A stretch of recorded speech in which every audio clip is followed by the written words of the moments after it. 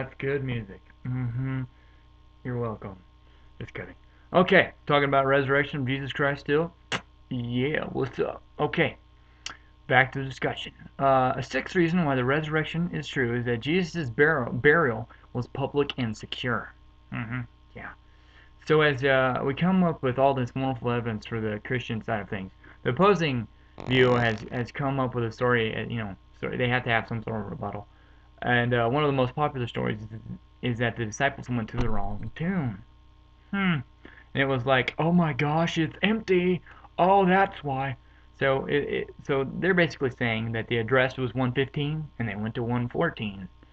And they're like, snap! They went to the wrong tomb, which explains why there was no body. Duh. And another explanation is that the disciples actually stole the body. And I'll explain why their motive for stealing the body is really dumb and it makes no sense. But okay, check out the facts, baby. I like that word, facts, facts, facts. Makes me feel good. Facts. Jesus' burial was public and it was secure. First, it was public because Joseph of Aram, Aram, Aramith, Aramitha provided the tomb. So, uh, who was this dude, you may ask? Well, he was a member of the Sanhedrin, which was kind of like the High Council, kind of like Supreme Court of the Jewish people, who voted that Jesus should not be crucified. He's a high profile, wealthy, respected Joe. Well, his name was Joseph, so I could call him Joe. And as you may know, the tombs in the day were basically a large cave, and his and him being a wealthy man, his was very prominent. I can talk right now. So it was public, and also Roman guards were put there because the government said, yeah, this Jesus dude, he was a pain in the butt while he was still alive, and some people believe from his teaching that he's going to come back from the dead. So we better take care of this deal. Because we can't have anyone stealing this body or anything like that. So we need to put guards there. Who are some bad dudes back, by the way. With their spears and their weapons, and they're basically killing machines. And remember, if these guys fell asleep on the job, they're going to be killed. So they're not going to want to do that. So so there's really no ands or buts. They got sorry, buddy. And also to make it official, they would put a Roman seal there over the tomb. And to break a Roman seal was a capital offense. So therefore, it was secure, public. Everybody obviously knew where it was. The disciples knew where it was because they wrapped him as Jewish people would. They would wrap their dead with about 70 pounds of myrrh and spices and linen. And Jesus was dead as he can be, my friends. There's no doubt. Okay, so after wrapping him with 70 pounds of stuff, they put him in there. So obviously, they knew where it was. They were there. So after the guards are put into place, the seal has been placed, a giant stone is rolled in. And what these stones look like, remember the Flintstones? This is the best way I've heard explained. And the wheels on the cars? It's like one of those, but monstrous. It's a big wheel. It's a big circular wheels of on stone, and they just roll that sucker into place. Yes, that's exactly the type of what it would have looked like back then. So what you have is these mondo tombs with a huge groove in front of it. Groove. That looks like a groove.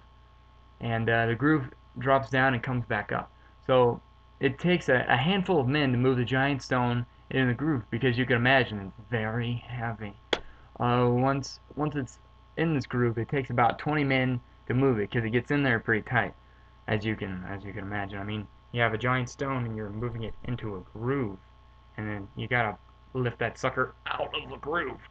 Okay, so the popular story is that he wasn't resurrected. It just the disciples stole the body. Well, I'll tell you, man, there's no way these little dudes that are running for their lives from the Roman government learned karate overnight and came and beat up all the guards standing in front. I mean, some say we're sleeping. So therefore, 20 guys sneak up ever so quietly and move a large stone and take the body while these Jews are sleeping. I seriously doubt that. Now think about the disciples' motives, which are awful to think about. Like, hey dudes, we need to make this great story, okay? And because Jesus said he would come back, And since he didn't really come back from the dead, we need to make this happen, okay? Because we're all going, wait, because then we're going to boldly show our faith in this dead guy who was obviously a big faker. And if it all works out, we're all going to be martyred for what we believe. Yeah, that makes no sense. You know what I mean? Remember, 11 of the 12 were killed and 6 were crucified. Dude, the evidence is ridiculous. His burial was public and secure, and all this together leaves us without a doubt in a legal sense. With all this evidence together, one has to conclude that he was killed and that he then rose from the dead. So if you're asking about the hard facts, the evidence shows us that in any court of law, that with any doubt whatsoever that this took place, and that it is not some story that we'd all like to believe for some nice feeling inside. Okay, got some more time. I'll keep going. Further evidence shows that it was predicted by Old Testament prophets. So we have verifiable facts. Let's say, for example, in 1000 BC, I don't know for sure, I'm just saying, hundreds of prophecies were made describing a man who would come, who would ride on a donkey, die on a cross, and would be raised from the dead. Then hundreds of years later, miraculously it happens, as I mentioned before, and it's proved by historical documents. Second, Jesus predicted his own death numerous times. Something interesting concerning this prophecy is that Jesus was open about it. Many other religions involve someone going off somewhere by themselves and coming back and saying, "Hey, that's what I prophesied." Prophesied? Yeah. No, Jesus was telling this stuff in public to his disciples and everybody else that was there. And it was thousands of people. And this can, of course, be found in Mark, which is the earliest gospel account we have, which we believe was written about 65 A.D. Third, after he rose from the dead, he appeared in a resurrected body to 12 different times to over 500 different people over a period of 40 days. It's not like he came back to one person and said, "Hey, go and spread the word, I'm alive." No, not really. That's silly. And if that would have happened, it would have been like any other crazy story. And those dudes would have been considered idiots, and no one would have believed them, and the story would have been disregarded. It wouldn't have been mass produced like it is now.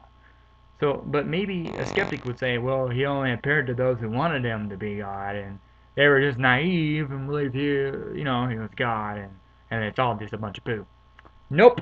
He appeared to his brother James. His own brother was an unbeliever and a skeptic, and many of Jesus' family did not believe, which would be hard, going around the dinner table. I don't believe he was the Son of God. Pass the roll. It'd be weird. He also, to prove his point, appeared to the greatest naysayer of the day, who was the smartest Jew, Saul of Tarsus, who was trained under the greatest Pharisee, Gamaliel. And this guy persecuted and murdered people in the early church. Great smart dude, a Jewish scholar who hated the church because he believed Jesus was a blasphemer, and Jesus appeared to him in a resurrected body. And after this, he became a follower. I bet that would be pretty shocking, on about 9 different levels.